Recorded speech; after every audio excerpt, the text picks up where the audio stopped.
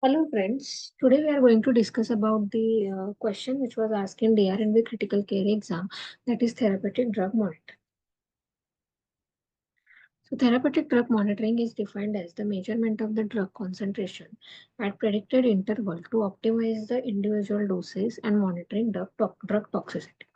It is believed that the therapeutic drug monitoring will directly influence the drug prescription by individualizing the drug dose so as to maintain the drug concentration in desired range.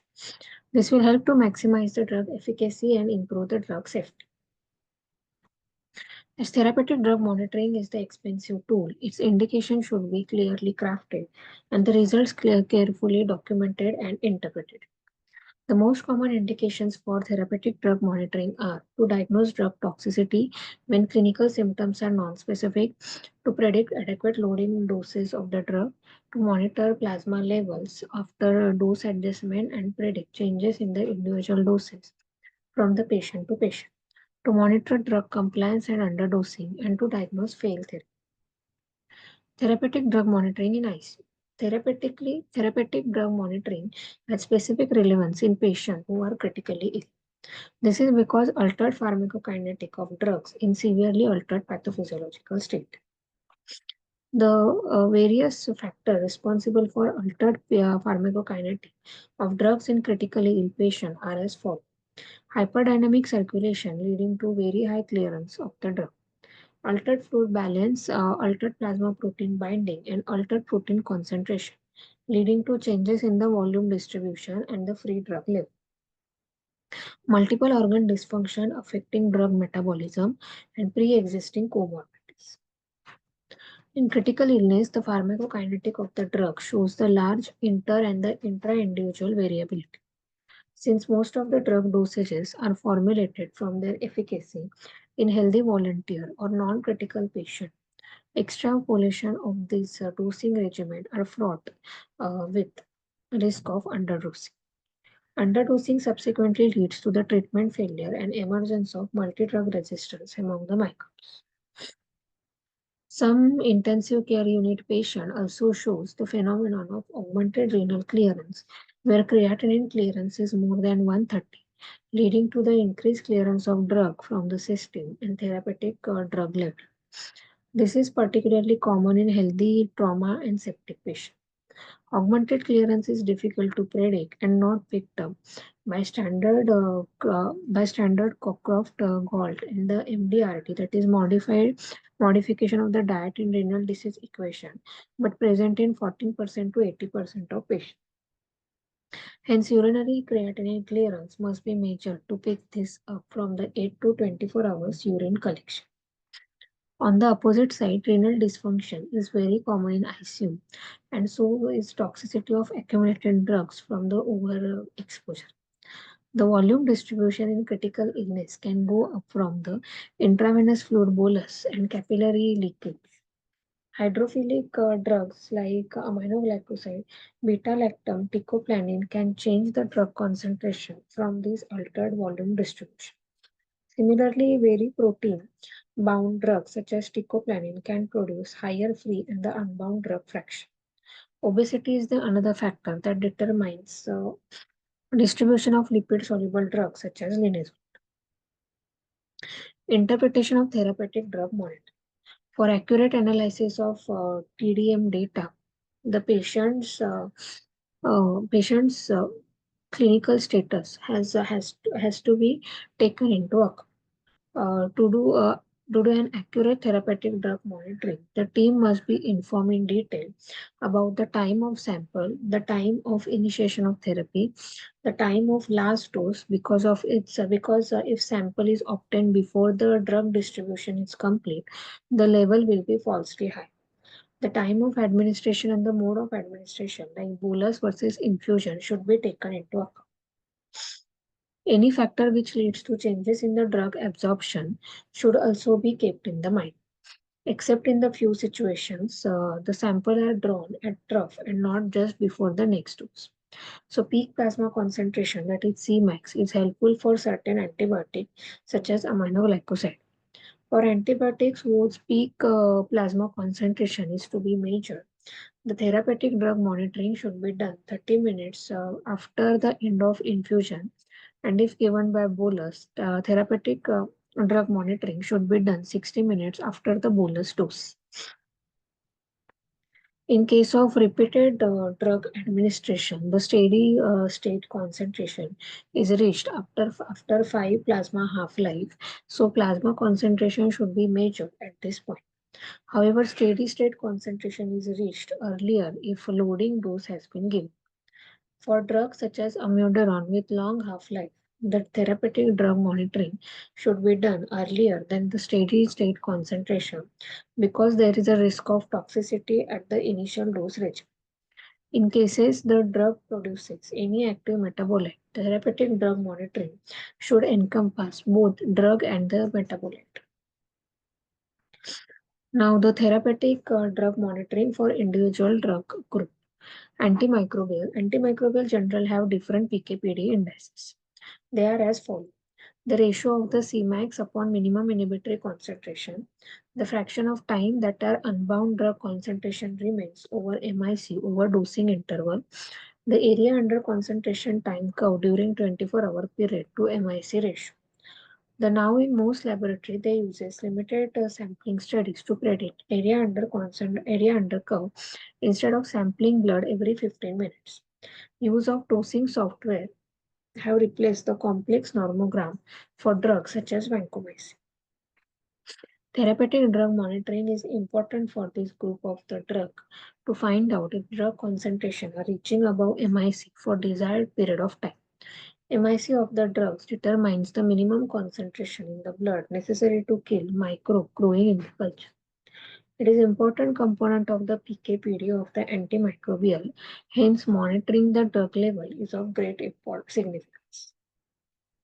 Therapeutic drug monitoring is also relevant when we want to ensure minimum drug toxicity, like for nephrotoxic drug. Therapeutic drug monitoring allows drug dose reduction when unnecessarily high concentration is measured. The recent surge of multi-drug resistance organism, along with lack of coming antibiotic, has made therapeutic drug monitoring all the more essential besides antimicrobial stewardship. Measuring therapeutic drug level are important and cost effective for antimicrobial which satisfy the following criteria. Significant intra and inter-individual PK variabilities, defined exposure range, it is associated with drug response, has defined sampling endpoint, accuracy and time bioanalytic assay are available. A team MICU survey was done to understand the use and feasibility of antimicrobial stewardship program and TDM policies in critical care unit from across the globe, including USA, Europe, and India. So TDM of antimicrobial was practiced in 61% of ICU. Most commonly done are glycopeptide, aminoglycoside, carbapenem, penicillin, azole antifungal, cephalosporin, and linezolid. Continuous infusion of antimicrobial was found in more than three-fourths of ICU. Whenever there are a structured AMS program, TDM policy also found to be coexist. The ESICM has given following guideline for the TDM. It recommends the TDM for the following antibiotic. Like aminoglycoside, area under curve upon MIC has replaced Cmax as PKPD index, which determines the efficacy of the drug. Cmin, that is minimum blood concentration, is measured to determine the threshold for auto and nephrotoxicity. Here, two samples are taken. First one should be drawn 30 minutes after infusion is over, and second one should be drawn between 6 and 22 hours post infusion. To determine Cmax upon MIC, another less reliable target, only one sample 30 minutes after infusion needs to be collected. Cmax refers to the peak plasma concentration of the drug, and Cmin refers to the minimum plasma concentration. Now, beta-lactam and carbapenem. These antimicrobial have concentration dependent pharmacokinetic, and hence fraction of the time when the blood concentration remain above minimum inhibitory concentration needs to be measured. Usual target is more than 50%, that is T more than MIC. Cmin need to be measured to determine toxicity. Based on this fact, the TDM samples need to be collected just before or 30 minutes before the next dose. Now about vancomycin, the area under curve and minimum inhibitory concentration of vancomycin determines its efficacy against the bacteria. Two blood samples need to be collected. First sample should be drawn 60 minutes after end of infusion and the second sample should be drawn 1 to 2 hours after starting the next infusion. Minimum concentration is measured before, by collecting blood 30 minutes and just before the next dose. Minimum concentration is used to determine the toxic range. If area under curve upon minimum inhibitory concentration is more than 400, is the target which becomes difficult to achieve for minimum inhibitory concentration of more than 1. For ticoplanin and linezolid also, it is recommended to measure area under curve upon MIC for efficacy. Linezolid dosing may be needed to increase or dosing interval changed in the critical illness ARDS and against microbe with high MIC. Linezolid is lipophilic and dose need to be changed for the obesity. The area under curve and the minimum concentration values can predict hematological toxicity of the linezolid. On the other hand, ticoplanin is largely protein bound and has very variable unbound drug fraction in patients with low plasma protein. Voriconazole, it is an antifungal drug with concentration dependent pharmacokinetic and hence minimum concentration need to be measured. Based on this fact, the therapeutic drug monitoring sample need to be collected just before and 30 minutes before the next dose. The blood sample should be done between the day 2 and day 5 of the therapy. For certain other toxic antifungals like flucytosine, Cmax determines the toxicity. Antiviral do not fall under society guidelines for measuring TDM. Hence, there is provision for the TDM of ganciclovir and valganciclovir and ribavir. Area under curve is the clinical target here. Others for other antimicrobials, there is no recommendation in favor and against TDM. But for certain drugs like polymyxin and daptomycin, TDM is useful to determine efficacy and toxicity in special situation. And area under curve and minimum inhibitory concentration should be measured. In the Indian subcontinent, a short mention of polymyxin in regard to TDM seems reasonable. Therapeutic index for cholesterol is very narrow and hence TDM sample should be collected for minimum concentration just before the next dose. These samples should also be quickly processed. The data on polymyxin B is scarce. Current evidence suggests that the normal dose for loading is 2.5 mg per kg followed by 2.5 mg per kg in divided doses. For minimum inhibitory concentration more than 1, the daily dose should be up to 3 mg per kg. These doses are based on total body weight. Extracorporeal membrane oxygenation and therapeutic drug monitoring for antimicrobials. Increase in the use of ECMO in ICU for the treatment of respiratory and cardiac failure has made TDM in the ICU more relevant. Particularly, drug dosing may seem impossible in situations where these patients are both ECMO and CRRT are both on. Patients are on both ECMO and CRRT. However, it is still uncharted territory whether dose modification are necessary to improve efficacy of antimicrobial in septic ECMO patients. In a single center observational study, it was seen that serum concentration of piperacillin and standard dose meropenem were significantly lower in ECMO patients than in control population. A large chunk of ECMO patients were treated with piperacillin and linezolid did not attain the pre-specified MIC target. It is interesting to note that 13 to 15% of patients receiving piperacillin and linezolid also did not achieve adequate drug concentration in non-ECMO group, making a point for monitoring therapeutic drug monitoring in case of these drug therapies. The ECMO blood flow does not influence the drug level. Therapeutic drug monitoring for antimicrobial in patient on RRT are as follows. Various renal replacement therapies affect the drug clearance in different ways. In general, following condition lead to the higher drug clearance. Higher dialysate and ultrafiltrate rate, longer duration of dialysis and higher permeability hemofilters. If we put together the method of drug clearance by dialysis along with duration of RRT, a general rule, we arrive at following efficacy of drug removal. Continuous veno-venous hemofiltration more than continuous veno-venous hemodialysis, more than continuous veno-venous hemofiltration, more than prolonged intermittent renal replacement therapy, more than uh, ischemic intermittent hemodialysis. In patient receiving CRRT, the standard dose of meropenem is 500 mg IV 8 hourly. The dosing of 1 gram every 8 hourly infused over 3 hours should be considered for pathogen with high MIC.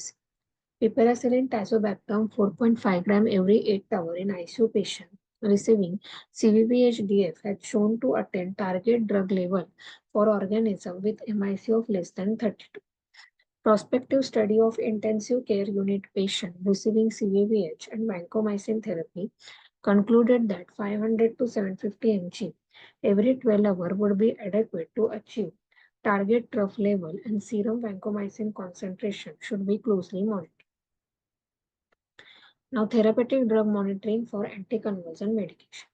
Anti-epileptic drugs are one of the most frequently used drugs in ICU, and here lies the relevance of therapeutic drug monitoring for anti-epileptic drug in the ICU.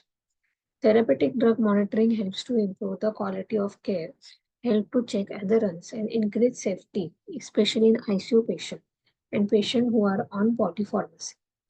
It has been noted that there is significant pharmacokinetic variability for individual anti-epileptic drug and lot of enzyme induction in view of multiple drug patients are on. Hence, the TDM itself bait for the optimal therapy. There have been various studies on the therapeutic drug monitoring for AD, but there is lack of such studies for critically ill patients. Still, we discuss some of the large studies in order to see what are the observation of therapeutic drug monitoring for AIDS. In patient, we were referred for therapeutic drug monitoring because of suspected toxicity. 59% had drug concentration above the desired range.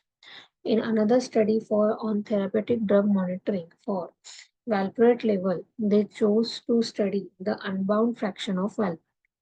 The unbound valproate level in patients with GFR 70 years and those who were suspected to have toxicity were studied. The study concluded that it was clinically more useful to monitor free fraction of valproate as compared to the total valproate level. In patients with signs of toxicity, only 5% had total valproate level above the desired range, where 37% had unbound valproate level in toxic range. In systemic review by Zenab et al., it was concluded that therapeutic drug monitoring of the AAD had no effect on final seizure outcome. It only led to the better control of seizure frequency. Thank you, guys.